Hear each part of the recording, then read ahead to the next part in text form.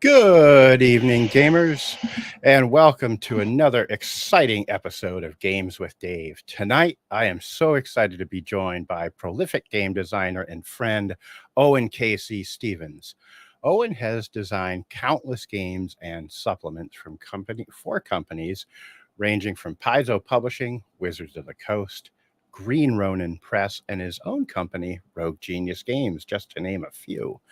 And he currently has a Kickstarter running that you should jump over and back at the link below. It is called Damn It Owen, Cartoons That Refused Not to Be Drawn. And yeah, you should definitely back it. It's going to be awesome. And it's going to be helping Owen out with his medical bills. So back it. And also, just back it and be awesome. So how are you tonight, my friend? Okay, today's been a good day so far. And I've been looking forward to this. So it's I don't go out much, so having a different face and voice to talk to can be nice.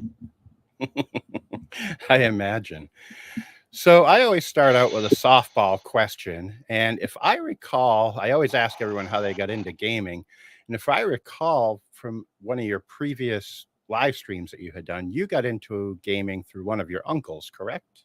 Yes, my Uncle Lucian. So in 1982, my parents took their big trip to Europe, which a lot of couples plan to take a big trip to Europe. And for some reason, they didn't want an 11-year-old and a 13-year-old dragging them down as they were, gallivanting over France and Germany. So they left us with our aunt and uncle, and Rosemary and Uncle Lucian. And Uncle Lucian was sort of an alpha geek. He had a Apple computer with a flight simulator on it.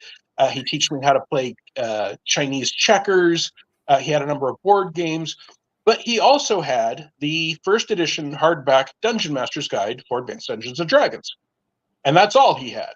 He'd seen the book. He had no reason to believe that you needed multiple books to play a game. I mean, it was a multi-100-page hardback book. That was more than he had for Chinese checkers, for example. So he got it, and then he couldn't figure out to play.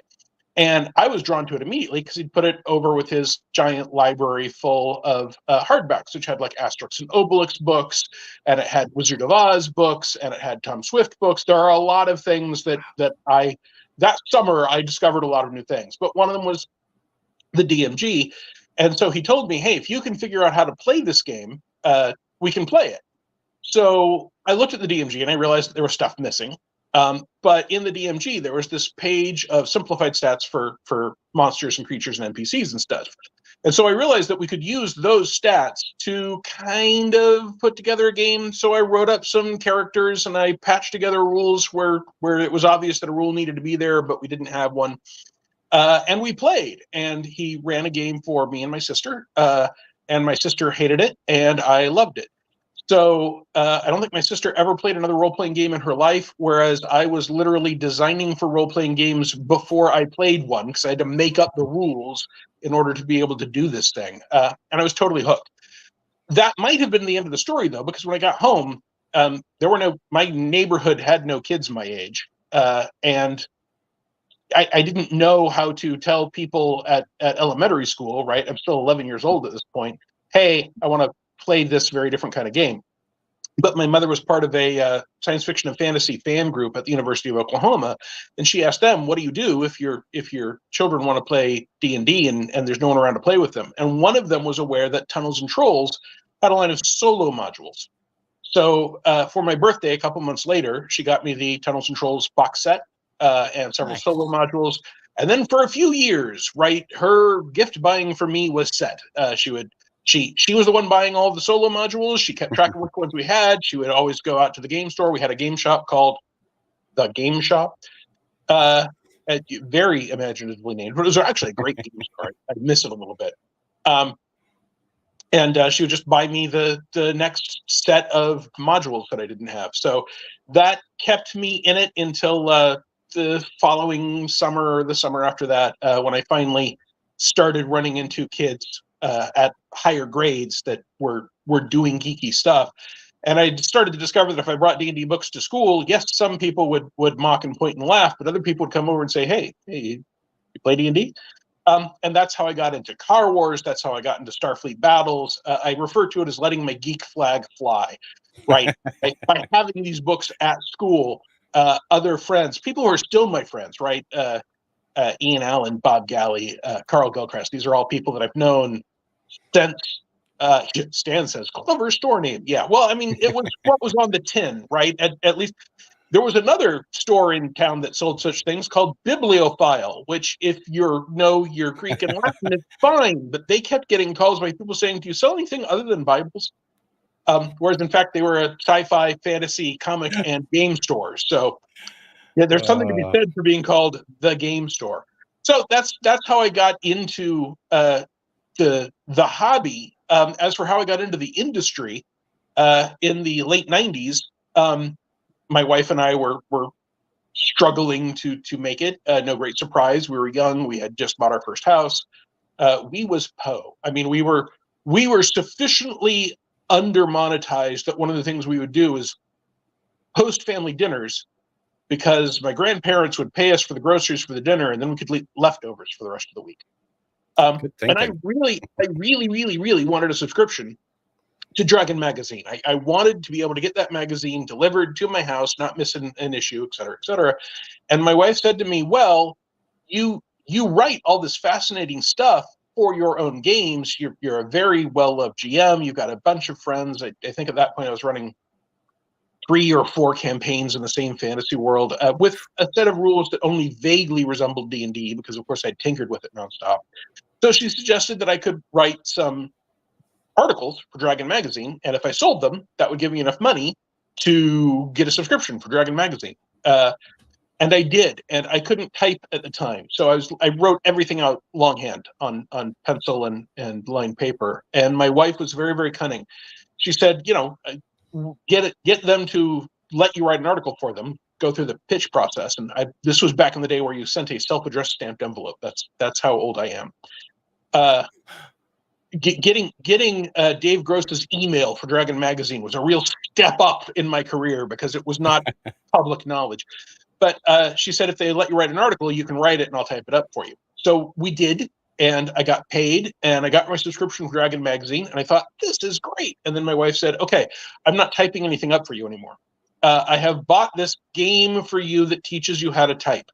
And it was basically a game where you're running away from zombies, and typing allows you to move away from them quickly. And mistakes causes you to lose equipment or have to take a longer route. And that game, on like a 286 IBM, taught me how to type. And I wasn't typing properly, right? My wife always laughs at me because I type with just 6 fingers, sometimes just 5. Sometimes the stuff doesn't come into it. And I hunt and peck, but I can peck at 80 words a minute. So, and I was hooked. So I submitted to more magazines, and then for a job at Wizards of the Coast, and then the OGL came along, and you may have questions about that, so I don't want to go too deep into everything that I've done up till yesterday. But that is how I slid sideways into this career. It was all either accidents or someone else's idea. That's usually the way all the best stuff happens, though. It's. But when I was working at Wizards of the Coast, Thomas Reed, my boss, asked me how I got into the industry, and I told him this whole story. I asked him how he got into the industry, and he said, when I got out of college with a degree in English, I was looking for a job, and TSR was hiring editors, so I applied and got a job. So he had this very professional, they asked for applicants, I applied, I got a job, and he was in RPGs for like a decade before he started writing novels. So there are a lot of different ways into the industry, some, more professional than others. I ended up doing this full time because while my friends were getting college degrees and technical degrees and learning how to program, I was goofing off and playing games. So writing games was the only skill I had that anyone would pay me for. Geez, I was just good at making pizzas, and people liked to play in my games when I was younger. So that's what kept me going. I'm not that gifted of a writer, but I will get there one of these days. So, well, and nowadays running games may be a better route to fame and income than writing for them. If you look around at the number of successful actual plays, right? Many of which are done on shows streaming like this. So you might be focusing on the wrong part of the industry, my friend. I may be. We'll have to see. It's live plays or something I want to get into. So we'll see what happens. I don't know. I was telling you before we started, with having left my job, I went from having maybe 4 interviews over the next 2 months to now like 22. Yeah. And it's like, I'm just like, yeah, I got to have something to do until I find a job. So, Well, and if you haven't monetized your YouTube page, do. I'm trying. It is a struggle to get there It's because a you've got process. to, yeah, you got to have like 500 subscribers, X amount of watch hours, and all this stuff. And I'm trying. So this Kickstarter that you've got going with the Yeah. man in chat, Stan, looks great. Thank What you. can you tell folks about it that haven't backed it yet? So what this is a book of cartoons. And the book is called Damn It Owen because the very first time Stan did one of these cartoons, and I'll explain about that later, he wrote under it, Damn It Owen, with a little exclamation point. So I am prolific on social media. And one of the things I often do on social media is spout nonsense. And by that, I mean, I might tell a joke, or I might propose a weird creature. I frequently go with hashtag Griff-Mira, right? Because one of the first ones was combining a griffin and a chimera. Or I often do game night quotes, which every game group I've ever been with who are comfortable with me doing game night quotes, most of them tell me, we're not that funny. It's not going to be like your other game night quotes. And then there are always a bunch of hysterical quotes during the night. And yes, I take a tad of poetic license because I don't want to have to explain 5 minutes of backstory if instead I can have someone include that in the beginning of the quote. But basically, these are the things that the people say, and it's funny. The last game, my wife ran one, and she said, so here's you guys are on a road, here's an intersection, where are you all going to be? Nothing's going to happen here at the intersection. I just have to have drawn it on the map. And one of us was like, yeah, you just drew it on the map. By the way, what square exactly is each of you in? Nothing's going to happen. Anyone who's done gaming with battle mats knows that feeling, right? When the GM draws out the map, you can hear the doom music start, right? Something's happening. So sometimes I will do one of these short little things, and it gives Stan an idea for a cartoon. Now, that's not random. Stan is one of my mentors. He's been in the industry longer than I am, and longer than I have. And he's a brilliant cartoonist. He did Bolt and Quiver and Dragon Magazine. He's done 10 by 10 toons, which are one panel toons, which I personally sort of think of as the far side of the gaming universe. His style and tone is very different, but just to give people an idea who aren't familiar with the one panel cartoon. So he's done a bunch of this, and he started posting them on social media. He would do it and write at the bottom, Damn It Owen. And he wrote Damn It Owen because these would be things that would leap into his head. And until he at least sketched it out, he could not get it out of his head and go back to the stuff he was supposed to be doing. So the cover of Damn It Owen, Cartoons That Refuse to Not Be Drawn, has poor Stan trying to work while little fat pixie versions of me are fluttering around spouting stuff, and one of them says, hey, this will make a good book someday. And we've always said this would make a good book someday. And I have cancer, in case anyone didn't know. Cancer is expensive here in America, in case anyone didn't know. So I've got expenses. That meant this was a good time for this to be someday to do a book. And Stan's being very generous with my cut when he's doing all of the drawing. But each cartoon has the cartoon. It has whatever the original context was. If it was a tweet, or if it was something I said on Thursday, which is Green Ronin's age-specific podcast that they do on Thursdays. Get it? Thursday Age. And I pitched that name for that, and I was joking. And Troy, who's the host of that show, just loved that name for it. And I am, more than a year gone from Green Ronin, and the show is still called Thursday, and fans of it are still referred to as Thursdagents. But that's where these came from. So we put it together, and there are other kinds of cartoons Stan has done. He's got a section called Owen Iterations, which is when, for whatever reason, he's drawing a version of me. He has sometimes just had a vision of me, my wife, and our original cat, Mabe, as a USS Enterprise style crew. So he did us up. He's done me as a character, Dr. Dungeon, which I threw together as a joke once because I had goggles and not much of anything else. there's the Griff mirrors. Various Griff mirrors amuse him. He drew my giraffe lich once. Back in the 90s, some people online had a contest for the giraffe lich, and you would either write up stats or draw it. And I wrote up stats and won second place and got a $50 Amazon gift card. But that original description of giraffe lich is still out there.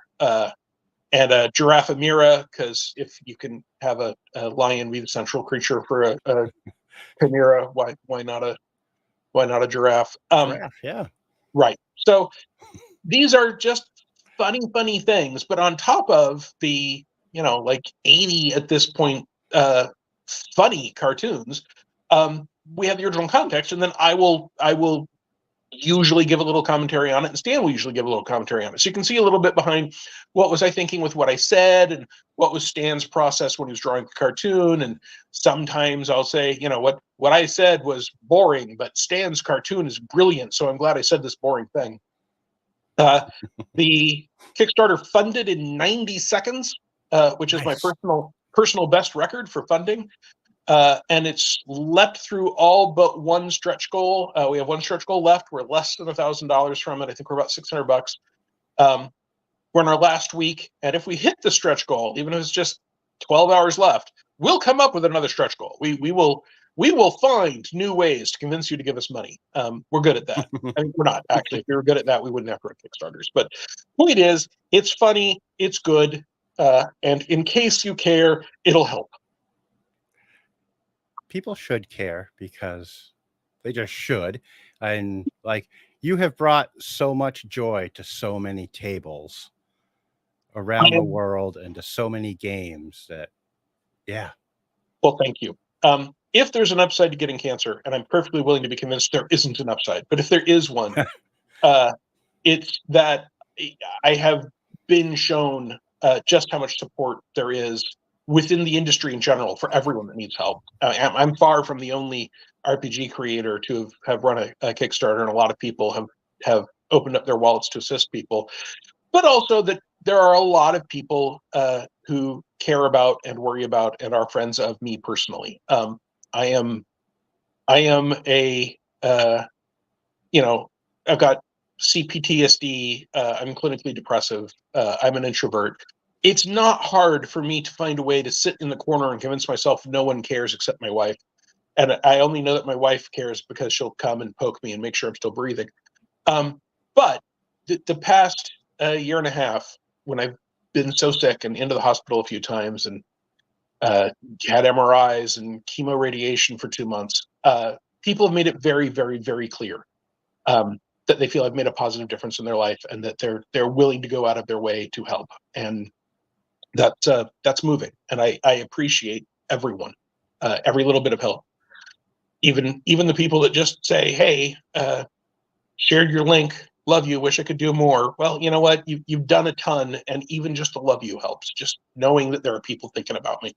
Because it's easy to feel pretty alone when you're fighting cancer, and pretty much the entire community just won't let me, which is the only way to make this work.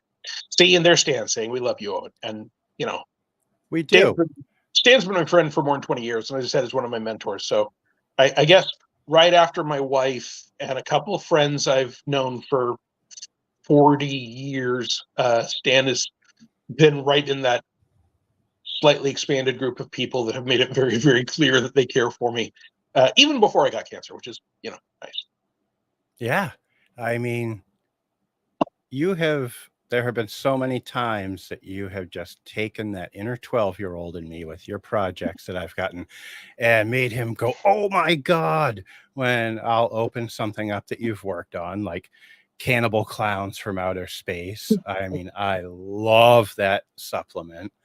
And it's way bigger than it has any right to be. It's a Starfinder supplement I wrote, Starfinder compatible technically, and it gives you everything you need to have at multiple CRs and write up your own and have the backstory for why there are cannibal clowns from outer space. And yes, that's obviously inspired by a very schlocky B movie that they keep threatening to make a sequel to. And it's interesting because people will say to me, hey, why don't you have this specific thing from that movie? And I told them, it was obviously inspired by that movie, But I didn't rewatch the movie before writing this because I'm not trying to do a secretly file the numbers off should have been licensed product, right? I've been inspired, and then I went and did my own thing. Now, when you're thinking about evil sci-fi clowns as a species, or as I did it as an infection, it's pretty obvious that some things are going to you're drawing from the same pool of ridiculousness. But there's also some cool stuff in the movie that I didn't adapt at all, and I've had people send me their home adaptation of the stuff from the movie I didn't include. And the fact that this touched enough of a nerve that there are people doing homebrew cannibal clowns is not something I could have predicted. But frequently, my biggest third-party small publisher hits are things that I wouldn't have thought. Horrifically overpowered feats has remains a huge seller for us in 2 game systems, and it's a stupid, insane idea, right? We literally market with, these are badly written. Don't buy this. Don't use these in your game. And people keep telling me all the great ways they find to use this in their game. So, I mean, we've got like, I think 4 or 5 of those for first edition Pathfinder, 1 for Starfinder. People keep telling me they want a 5e version, and I'm a little afraid to do a 5e version because that's a different market, and I'm not sure 5e actually wants horrifically overpowered feats, but I mean, who knows? The players at my table, they power build, so they would probably love the hell out of it. So what you got to worry about is when you got players that want it and a GM that doesn't. What shocks me is the number of GMs who tell me, "Hey, I've had this huge problem." One of them was like, they're playing with a group that has 2 players. And no matter what they did, they couldn't figure out how to balance things because he runs regular games. Well, he just said, okay, horrifically overpowered feats are now allowed. And suddenly they're having a grand old time. Everything's a challenge for them. The players are happy. He's happy because he doesn't have more work he has to do. Stan says everybody wants horrifically overpowered feats, just not all the time. I mean, that is part of the secret, right? And firstly, by carefully marketing it as don't use this, these are terrible, I feel I've empowered every GM everywhere to say no. But the second thing I did, which was crucial, is I created the horrifically overpowered feat type so that if anyone ever quoted the rules as an example of bad game design, I would be able to point out that it says it's horrifically overpowered right there in the feat type.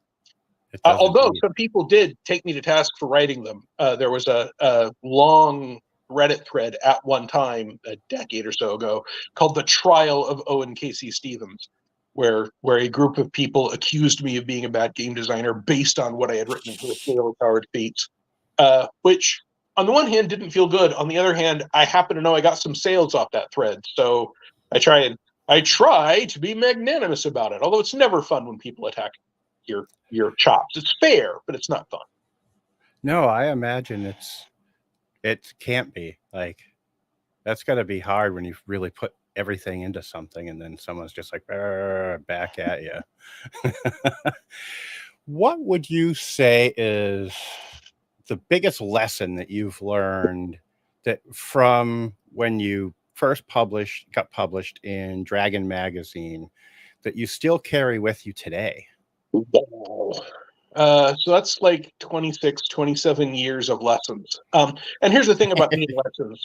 I'm dumb. And as a result, I make mistakes. And because I am also lazy, I don't want to have to learn the same lesson twice. So I try, when I am dumb and make a mistake and it causes a problem, to take note of what that problem was so I don't have to expend the energy to have the same problem again in the future. I was actually just talking to some freelancers about that. So I think the biggest thing that I still take with me, the most important thing, is that once you have just about literally anything published, really even self-published, saying no because you don't think you can do a good job on something is not a problem. That's not a bad idea. I used to think that if I said no, I was turning down an opportunity and people would think I didn't want to work and I'd get a reputation for being difficult. And in fact, it's exactly the opposite. Every single time I have told someone, hey, I appreciate you thinking of me. I don't think I'm a good choice for it. And here's the reason. And it can be, I'm not a good choice because I can't do it on this timeline, or I'm not knowledgeable on that subject, or I I don't like that game system, right? I can write for game systems I don't like, but it is much harder for me than for game systems I do. I even at one point early on in my career with Paizo, I was supposed to write a adventure path adventure for them, and there were tornadoes and a flood and a hurricane, and I'm not joking. Those things all impacted my availability, and I was working on both the original Guide to Absalom and an adventure, and so James Jacobs reached out to me and he said, "Hey, I see that you just told Sean, who is the developer for Guide to Absalom, that you're going to make it okay on that deadline, but that leaves me wondering about this adventure deadline." And he said, "If you can't do the adventure, tell me now, and we'll take your outline and give it to someone else, and no hard feelings." And I took overnight to think about it, and I planned out how long this stuff would take me. And I'm like, no, I can't be sure I'll do it. So I wrote to him and I said, "Hey, I'm really sorry, but I'm going to have to take that free out you gave me." And there were no hard feelings. I wrote back matter for a lot of adventure paths after that. I eventually actually wrote some adventure paths all for Starfinder, but don't do something that you don't think you can do in a timely manner to a good level of quality just because you're afraid of what happens if you don't do it. By all means, push yourself, right? Get out of your comfort zone, but don't risk turning in bad work or late work just because you are afraid of saying no. That's actually a very good lesson that I had to learn the hard way with some stuff in this industry. That is, yeah, I've had to learn how to say no, and it's hard. It is Like, terrible. so another thing I know you're a big fan of that I wanted to talk a little bit about was uplifted animals. Yes, Um, I am a big fan of uplifted animals. what is your favorite one to play? And on the flip side, what has been your favorite uplifted animal that you've designed? So a lot of people get a lot of joy out of the uplifted bear that we did in Starfinder, which is one of the things I pushed for. And we did an uplifted bear specifically because we were trying to think of something that hadn't been done to death at that point, right? Uplifted dogs and dolphins and cats and wolves and even horses. There are lots and lots of examples of, but uplifted bear felt like it was a more open niche. So I'm really proud of the work we did on that. On my blog, which is owenkcstevens.com, or I've got a Patreon you can find, which should be linked to from my blog. For a while, I was working on a setting called The Really Wild West, which was basically sci-fi and fantasy Old West using Starfinder. I call it a play mode because it's not a different game. It's just taking the same game and playing it a different way. And I wrote up Fenrir, which were a sentient, telepathic, telekinetic species of dogs. And I have not played one myself, but I ran a game where my wife played one. And that character was one of the best characters in the game. Everyone loved that character. So being able to see someone else take something that I created and go through a whole campaign, right? We went from 5th to 10th level, and they faced everything from giant bugs to tripods from Mars, right? It was a real revelation on how those characters can grow and develop and interact with things. So that's one of the things I'm a big fan of. I also love conceptually uplifted dolphins. David Brin has a bunch of uplifted dolphins and stuff he's done, and there's some stuff like in Lower Decks in Star Trek about dolphins that are I think not uplifted. I think the suggestion there is that they've always been that smart. They just lack the way to communicate and manipulate things. But they're a little trickier to get into a game without some careful planning in advance. That either they've got land suits, like you've got underwater suits for people, or they're telekinetic, or the whole adventure takes place in a flooded city or something where there are always going to be waterways available. But I think there's a lot of possibilities there, and it's interesting because there are people that are fan of all sorts of uplifted animals, and there are people that only like one or two specific kinds. They've got some affinity for it. I did psychic space cats again for Starfinder, and that again was one of our best-selling products. And a lot of people think that it is inspired by Tree Cats from Honor Harrington, and I'm a big fan of Tree Cats in the Honor Harrington books. But that product was actually inspired by a Disney movie, The Cat from Outer Space, which as a child, I adored that movie. And the idea of a telekinetic, telepathic, star-traveling advanced species cat was just something that I wanted to produce. And a bunch of cat fans really like having that ancestry as an option. Well, that's because cats are awesome and you do awesome work. So it's like peanut butter and jelly right there. You know, it's. I'm a big cat person. I have a few more questions. You good to? Yeah. All right. All right. I just lost my train of thought. One thing I've seen recently in your Patreon was something that Jason Tondro had brought up, was the gargoyles and the other ones that you've been working on. I just lost the name off the top of my head. Because I remember. The whole thing is part of my Shadowfire setting, which again is a play mode for Starfinder, which is designed to be using the Starfinder rules for weird sci-fi fantasy in the modern world. And I'm wrestling a little bit with exactly what I'm going to do with that, because I was originally going to put it on Starfinder Infinite, but Starfinder Infinite is not going to be allowing first edition Starfinder products or OGL products starting in August. So I probably can't get the whole thing done before August. I can rip out all the lore, but part of my lore is that the reason there is magic in our world is that some fantasy characters came through and killed Rasputin during World War I and left some stuff behind. And that event, for people that are deep into Paizo lore, connects directly to Paizo lore. So I'm not sure what I'm doing with it yet, but the gargoyles idea was really cool, because what happened was Jason Tondro was reading a different book, and he thought they were mentioning gargoyles in an urban fantasy setting. And he's like, oh, gargoyles. So instead of pretending to be statues on buildings, they pretend to be cars in a sort of modern, blighted urban landscape. That's awesome. And then he discovered they were just gargoyles and the font was weird.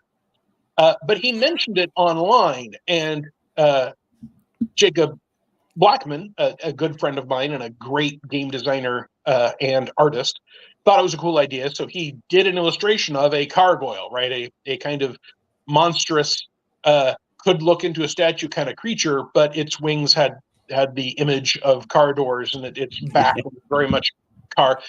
And I was like, that looks great. I'd love to write stats for that. And he's like, go ahead, I'll let you use the art. So since I've got Shadowfinder as a setting, and the past couple of weeks, what I've been doing on my Patreon is writing up Starfinder monsters and sort of discussing the thought process behind why I make the decisions I make in the write-up. I went ahead and wrote up a gargoyle, and then from the gargoyles, I wanted them to be not just alone, but sort of part of a ecology of hidden things that are in fact having sort of an illusionary war, which I call the Hollowgate Wars. So the next thing I came up with were the Dislimbed, which are fae that have sort of been driven mad by the poisoned wilderness around them, driven into abandoned cities, and have taken up shapes that better represent those urban blight areas. And I'm moving towards the creepypasta concept of Siren Head. But what I've done so far is Signal Head and Light Head, which are creepy, tall, thin, gray fae that have as a head a traffic signal light or a street light. And they've got their own backstory and explanation. And then I'm also going to be doing undead mimics that pretend to be cars called vampires, because Jacob did art of that as well. So I'm going to have this whole set of things that a GM can play with.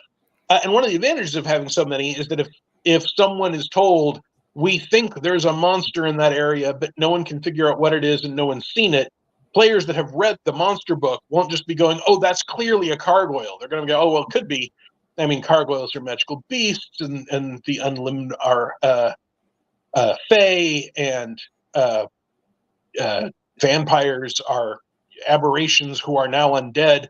So you'll have options as a GM to play around with and move things, and maybe be inspired, just like people were to draw up chewing gum weapons for cannibal clowns. No one's going to dare to touch anything in the city if at the rate you're going. They're just going to go down the middle of the road. Part of what you want in such a setting is, hey, this area has more disappearances than usual. Let's go find out why. for me, in many cases, the difference between modern horror and modern urban fantasy is that instead of a normal person, 5th to 10th level heroes are going to go look, right? Stan says, I love your Let's Develop This Idea series on your Patreon. They should be mandatory reading for young game designers. Thank you, Stan. I try to make some of the concepts not Starfinder specific. Some are Starfinder specific, but I also talk about just at the base, where did this idea come from? Why am I building it out? What can you use it for? One of them was very specifically, right, how to write up a creature in Starfinder that isn't just there to be killed, that may serve other purposes.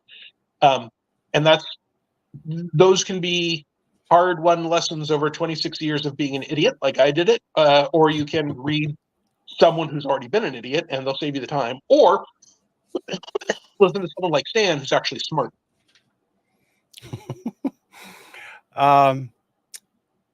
Geez, I keep losing my train of thought. That's because I'm looking at my questions instead of just going with the flow. There's something you told me to poke you about if you ever lost your train of thought. So you wanted to talk about kit bashing. Yes, that was actually exactly where I was going. I was going to say one of my greatest pleasures was printing off that big old tank piece and sending it out to you and then seeing what you did with it. Are you still doing kit bashing now that you've gotten into recovery or getting back into it?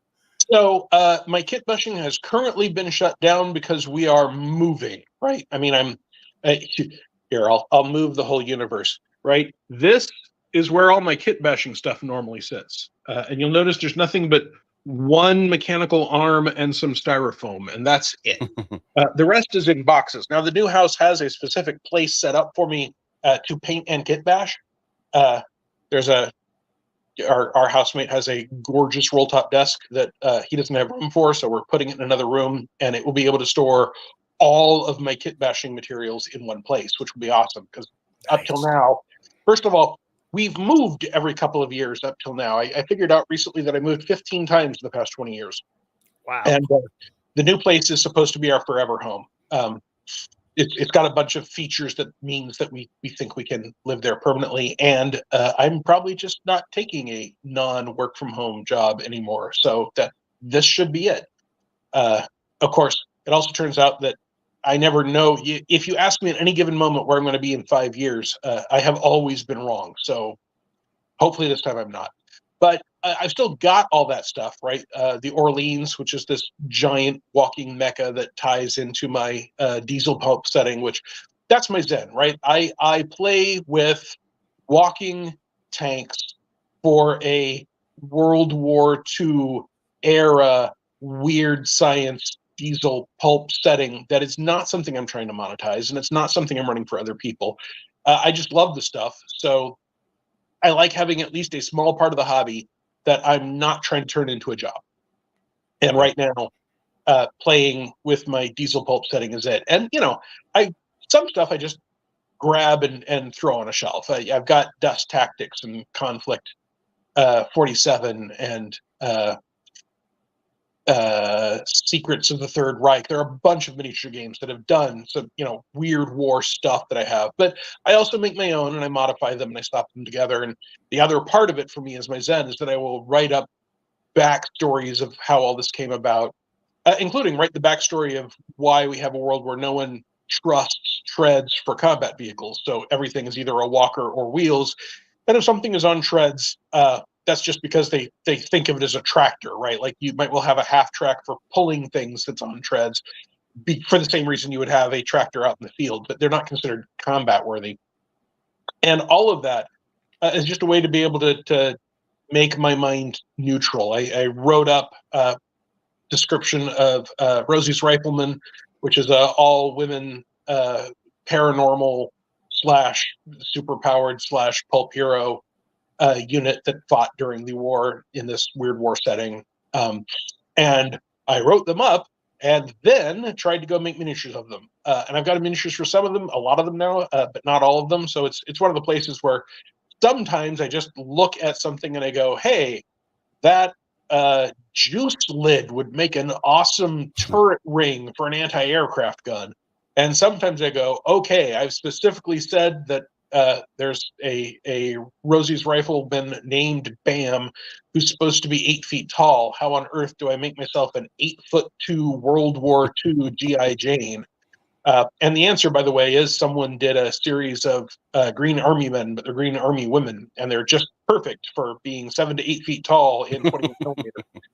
And that one's about half done. It turns out carving out that plastic and putting a 28 millimeter scale machine gun that has a regular rifle butt on it is trickier than I thought. But those are just places where I can enjoy these aspects of the industry without worrying about, do I have to file the serial numbers off of this? Can I do this under the OGL? Is this under an ORC license? Do I need to reach out and ask, if I'm specifically trying to do Sky Captain in the World of Tomorrow, right? That's an IP. I can't monetize that IP without some sort of legal permission. I can parody it, but these aren't parodies. So, and then those skills also serve me in good stead when I'm trying to do a specific monster or character for a campaign.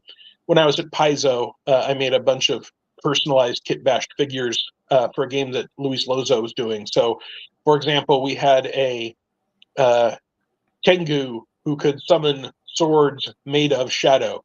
And of course, no figure is going to be just perfect for that. But I found a Tengu swordsman and then carved off their swords and took little pieces of dark blue plastic, glued them in, and then marked all over the plastic with black marker, which wouldn't quite stick. So you got these sort of black swirly patterns over the dark blue, and it really did sort of, and it looked more like it was made of shadow than anything else I could do. I'll say that. That's great.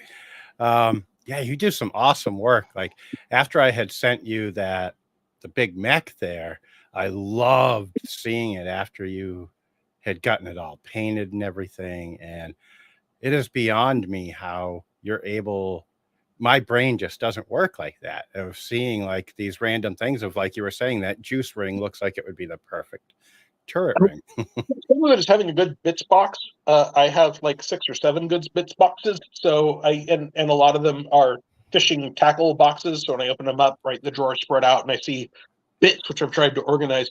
But the other thing to keep in mind is I don't take pictures of my horrific failures mostly. So, it's not all about perfectly creating a wonderful 40-foot tall walking mecha designed to land on D-Day and scare Nazis and shoot them and punch them in the face. You try a bunch As of one stuff. should. Yes, as is good and proper.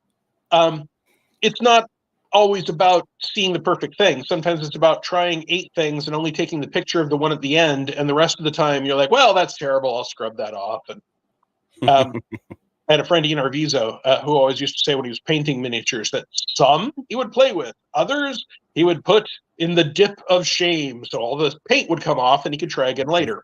And I had a professional miniature painter once tell me that the secret to painting miniatures is that painting is repainting, that even the professionals normally don't get it right the way they want it on the first pass of the brush. And that really helped me accept that 2 things. 1, it's often not going to look the way I want. I'll have to try again.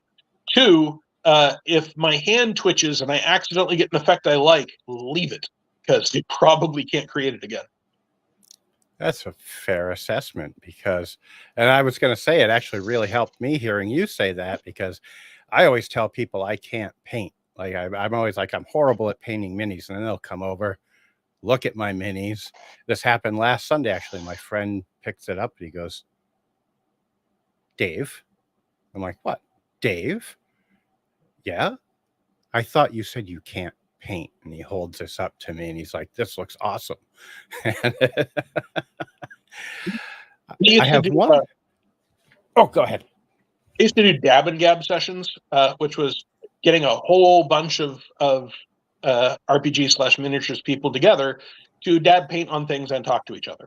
So it's like a Stitch and Bitch is for, but instead of being for needlepoint, it's for miniatures, because painting miniatures can be boring. And we had a friend come over once, and she was like, well, I can't paint at that level of detail. And we're like, well, look, I've got a bunch of primed miniatures here. They're just going to sit there and be light gray if you don't try something. So you can't damage it. And so we were there for 4 hours. And when we were done, she was like, well, I only managed to paint the cloak. And I was like, well, that's great. Well, she painted the cloak as a peacock cloak of feathers. So it's got, 5 colors and it's iridescent and it looks like a cloak made out of peacock feathers. And that miniature still sits in my box with just this painted cloak because now I'm afraid that if I touch it at all, I'm going to ruin her beautiful 4-hour peacock cloak. And she thought she couldn't paint. We got hitting the wrong thing here. Don't hit the wrong thing, Dave. I'm good at hitting the wrong thing. Writing is rewriting, drawing painting is repainting, writing is rewriting, drawing is redrawing. Yeah, that's one of the things I learned from my wife, who does professional layout in the industry, is that frequently laying out is relaying out, and that's on purpose, right? She'll take a product and she's like, okay, first we slap all the words into a document. Okay, then we put all the styles and all the headers we want. Okay, then we look at the art that they think is going to fit here, and sometimes it do and sometimes it don't. And then, of course, sometimes I'll be like an idiot, come along and I say, hey, I accidentally cut a spell in the middle of the book. And I tell you now, I have renamed spells because I was an idiot and I tried to get them into layout when she was mostly done. And if you rename it so it starts with a W, then it goes to the very end of the book and much less of the book has to get relayed out. So I think people do, pardon, I think people do sometimes think that all this beautiful miniature painting and awesome adventure writing and great laid out books. I think a lot of people think that just comes from people being geniuses. And don't get me wrong, I work with a lot of geniuses in the industry, Stan included. Hal over at Green Ronin is genius at layout. These things frequently take 5, 6, 7 passes to get right. Stan says creativity almost never works right straight out of the metaphorical battle. Yeah, bottle. Metaphorical battle would be different, although now I'm thinking about a metaphorical battle. So that's one of those accidents can lead to cool things kind of issues. Yeah, that's something I've had to learn. And it's taken me a long time because when I first got back into gaming back in 2015, 16-ish, and I came across your work and I'm like, wow, I could never do this. I can't believe he got this all done in this one pass in my head. That's how I'm thinking. And as I've learned over the last few years from talking to people, that is not how it goes. They'll be like, oh no, I've had this idea in my head for the last 5, 6 years, and it's taken me that long to get it out of my head. One of the things that happened to me a lot early in my career is that I would work on 2 similar products. And one, I would carefully craft, and outline and produce and edit and reconsider and rework on. And then the other one would be a rush job where someone contacted me and say, hey, we need a 1,000-word monster in 12 hours. Can you write one up? By the way, it has to match this piece of art and its name has to start with an L. That's literally one of the jobs I got. Wow. And then I would find later the thing that I carefully put all of this effort into, people would go, yeah, that's fine. And then the thing that was a rush job in 12 hours would be hailed as genius. Some adventures I did for the Wizards of the Coast website, some of them were rush jobs over a weekend, right? And it was, hey, it's got to be this length and it has to use this map and it has to be for this level and we need it in 30 hours. And one of the things I learned from that is that I sometimes censor myself too much. I will look at ideas and go, well, that idea is too weird, or that idea is too obvious. Those are 2 really common thoughts I've had. Nowadays, if I've got an idea like that, I have learned I should just go ahead and make the next horrifically overpowered feats or cannibal clones from outer space, because often it is my less standard stuff that people like more, and part of that is because there isn't as much of it. But the flip side of that is when I'm thinking this is too obvious or this is too normal, I've done things that are like, hey, here's a dungeon. The dungeon is a tomb. It is under a hill. It's got 7 rooms in it, and in the back there's a white. And people love that too because it's very straightforward. So I think just doing a bunch of stuff and helping to find your voice or style, if you're talking about drawing or painting or sculpting, is one of the best ways to be able to eventually produce work that you like and are proud of. Makes a lot of sense. So I've actually got a question that one of my friends sent me that Okay. wasn't able to tune in tonight. He asked, how do you like handling or using hero tokens for rewarding good role playing and things of the such in Starfinder? So I mean, I've got on my Patreon and my blog, I've got rules for hero points in Starfinder. My core gaming group is a big fan of hero points. We actually usually have very powerful hero points that give you a lot of options, more powerful than, say, the standard Pathfinder 2nd Edition hero point, for example. And we normally, if we're doing hero points, we will start people with 1 or 2 hero points at the beginning of a session. And then if someone has an awesome moment from the GM's point of view, and that can include making us all laugh our asses off, you throw a hero point at them. And then at the end of the session, they're all given back and you start over fresh the next session. So it's not, we're not normally trying to do a hero point every hour or something like that. But our hero points are, as I said, really potent. And one of the things that we add to our hero points is something that's in Mutants and Masterminds, which I think is one of the most brilliant bits of Mutants and Masterminds. And that's when you use a hero points in Mutants and Masterminds to re-roll a d20 roll. If you roll a 1 through 10 on your re-roll, you add another 10. Now, a 10 does not become a natural 20 because you rolled a 10. But it means that if the problem is that you needed to roll a 15 and you rolled a 7, when you re-roll, you won't find that your new roll is a 6. So if you're using it because of a really terrible roll, it doesn't guarantee you victory. Ridiculously overpowered hero points. Hey, that could be a product line and everything. You know, at minimum, you're not guaranteed success, but you're guaranteed to be in the better half of possibilities for your D20. And because we don't do a lot of hero points, if you've just got 1 or 2 rerolls per session, you tend to save them for when it really matters to you about what you want your character to do or when you need to turn the tide. Now, we also frequently do sort of high stress, high risk gaming where there are many fewer encounters that are, here's a standard encounter, which has no real chance of loss unless you screw up, and you'll probably use 1/5 of your resources. We do have those, but we're also more likely to go, you have turned the corner. This town has been overtaken by zombies. Here's 120 zombies. And you guys are 4th level and no one has fireball. Because we know, first of all, we've got very experienced players who can use the rules and terrain and real-world tactics to their advantage. But also, if someone badly screws up, you've got the option of burning a hero point for yourself or for your friend. We also, generally speaking, let a hero point give you an extra action, which is way more powerful than normal. We sometimes allow them to let you move out of turn.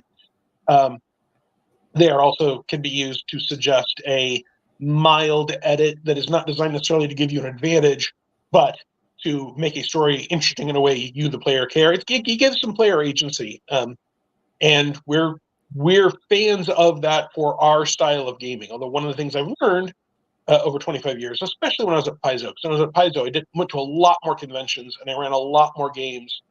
I ran several games at every PaizoCon, for example. I went to 2 or 3 cons a year as a guest.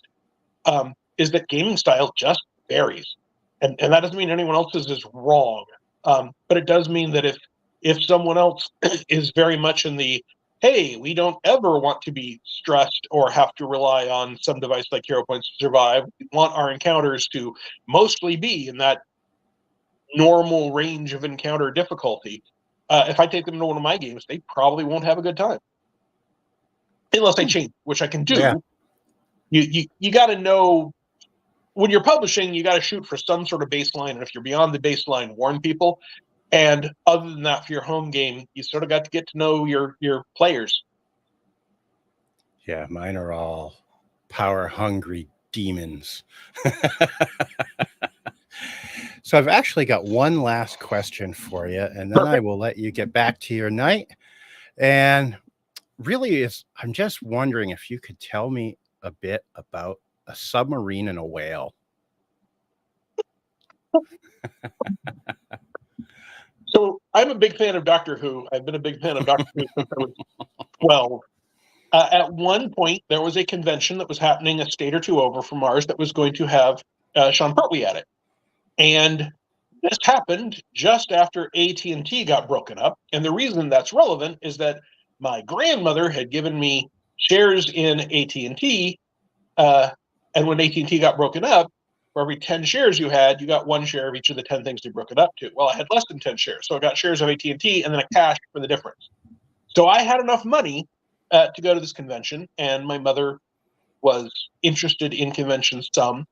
So I and a friend of mine convinced her to let us have her drive us out to this convention and see Sean Pertwee. And Sean Pertwee did a cabaret act. And I literally didn't know what a cabaret act was, and I didn't care because it was Sean Pertwee, who is my favorite doctor. He's certainly my favorite old school doctor. Tom Baker was my first doctor, but I actually like Sean Pertwee better. So we got tickets to it, and because we were younger than most of the kids and we showed up early, we sat right up front. So you've got like a 1 foot tall stage, Sean Pertwee just sitting in a chair, and then us sitting right there. And I'm in this big garish Dr. Two type outfit, including a large wide-brimmed hat. And so at one point, he breaks into this joke, and he says, "There was once a whale that fell in love with a submarine. Every time the submarine shot a torpedo, the whale passed out cigars."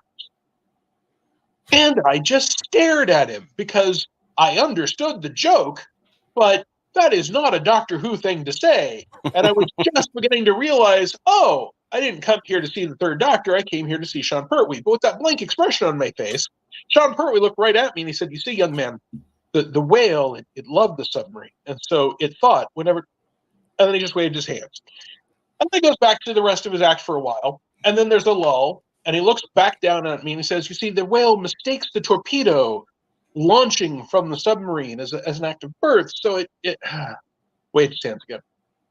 Goes on with his act. And then towards the end, another silence. He looks at me, grabs my hat off the top of my head and starts hitting me. There was a whale. Sorry, John Pertwee. Sean Pertwee is his son. See, this is what happens at the end of it.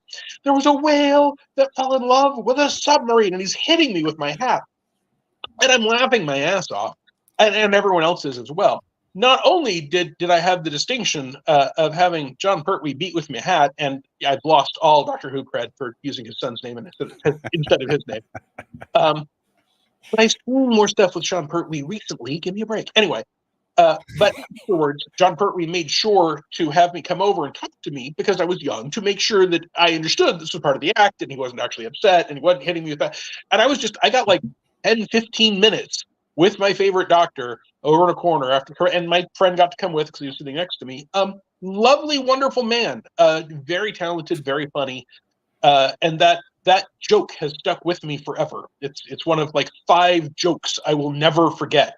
It was literally beaten into me by John Pertwee that this was the joke, and that his timing really informed some of my comic timing when I'm trying to tell a story. The ability to stop and be deadpan and go to someone and say, "Well, you see, Stan, I understood that it was the wrong name for the Pertwee, but one of the ways that you get engagement is to be able to issue a mistake, and then people will correct you of those corrections." Well, but see, being able to do that, just rip off that kind of stuff, a lot of that came from seeing his cabaret act and being really a fan of that sort of alternating deadpan and then hitting someone with a hat level of humor.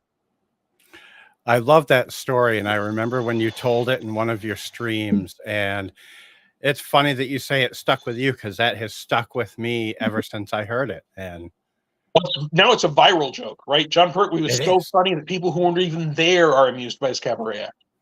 And I do not remember a single other thing from that act, right? I had a good time. It was brilliant. I remembered his style of humor, but the only thing I actually remember is that one joke. And that's because of the direct interaction I had with the jokester in chief of that evening. Oh boy. Well, Owen, I want to let you get going because I know you got a lot going on, and I'm probably worn you out with all these crazy questions. But thank you so much for coming on, and I have so enjoyed this time. I had a great time, and I'm just dipping my toe back into doing some streaming and podcasting. So I very much appreciate an invitation from a friendly face. Well, I am so glad to have had you. And Stan, thanks for being a part of this. I will talk to you shortly. And anyone else that was watching, thank you so much. If you enjoyed this, give it a thumbs up, maybe give me a subscription. And more importantly, with about 11 hours left now, head over and back this Kickstarter, and also go and check out Owen's blog and his Patreon. But Other than that, folks, that's not how you do it, Dave. It's like this. This is your boy, Owen. I've been a guest on the show. Be sure to like and smash that subscribe button, which you'll find right down there. Probably I may be pointing to the wrong corner because I have no idea what I'm doing. That's how everyone I've seen does it. So there you go. I have now. I am a horrible self-promoter, and it's something I've got to get better at, except for spamming the hell out of Facebook. Yeah, you do. And that's the way of these self-launched things, and it can be exhausting, and it's not for everyone. But that's also why I try really hard to promote people I like on social media. There are cosplayers and models and other writers and painters and all sorts of people that when they put up something, I will try to regularly share that out to other people because I know that really does build their engagement, and it's free. And yes, as Stan says, visit the Kickstarter. We're on our last week. We have one more stretch goal. And not only is it Damn It Owen, they are damn funny. I'm sure they are, because you're damn funny. Stan's a damn great artist, and Stan's damn funny. So it's going to be great, folks. Back it, help Owen out, and smash that damn like button. All right. Have a great night, folks. And thank you so much for tuning in. Bye, folks.